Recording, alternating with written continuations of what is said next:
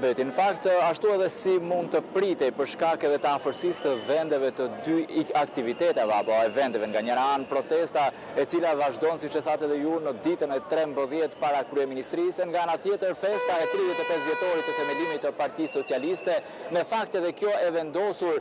që para disa muajsh nga kryeministri Edi Rama që do të zhvillohej me 12 qershor, por nuk ishte vendosur aso kohë ende vendin se ku do të mbahej ky event apo kjo fest për Partinë Socialiste. Kësaj duke u nisur edhe nga afërsia e këtyre dy eventeve, ishin të pritshme le të themi incidentet, ndonse fatmirësisht kanë qenë incidente të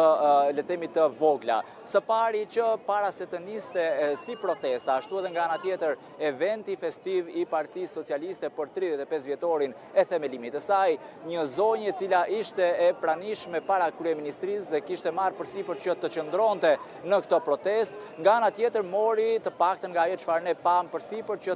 me një pankartë në dorë e shoqëruar nga i biri i saj i vogël, i mitur, u drejtua në drejtim të sheshit Italia, aty ku do të zhvillohej pas pak minuta më vonë edhe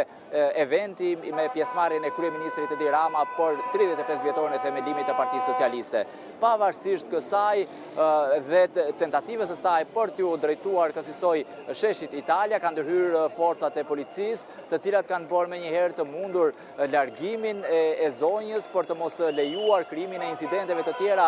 me mbështetësit e Partisë Socialiste, të cilët ndodheshin në shesh për të festuar 35 vjetorin e themelimit të kësaj force politike. Megjithatë, Bekim, me sa shohim edhe nga pamjet që i ka arritur t'i siguroj Ora News dhe kameramanët tanë në terren, më shumë se përpjekje për të larguar zonjën, policët kanë bërë përpjekje vetëm për t'i marrë pankartën që kishte në dorë, sepse nuk shohim ndonjë shoqërim ose pengim të saj për të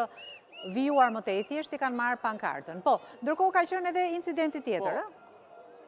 Ndërkohë krahas këtij incidenti, pra pas le themi marrjes së pankartës, në përfundim të gjithë aktivitetit të Partisë Socialiste, përfaqësuesit e Partisë Socialiste, pjesëmarrës në këtë aktivitet, një pjesë për t'u larguar në drejtim të shtëpive të tyre, zgjodhën që të mos evitonin hyrjen në turmën e protestuesve para kryeministrisë, çka bëri edhe që disa prej tyre të thirrnin apo të brohorisnin në mbështetje të kryeministrit Edi Rama. Kjo si duket irritoi edhe qytetarët, çka solli më pas edhe që një prej nëse mund ta konsiderojmë aktivistëve apo mbështetësve të Partisë Socialiste hodhi disa herë sharje dhe ofendime në drejtim të protestuesve, çka solli menjëherë irritimin e tyre dhe më pas ndjekjen në tentativë për t'u përplasur fizikisht me këtë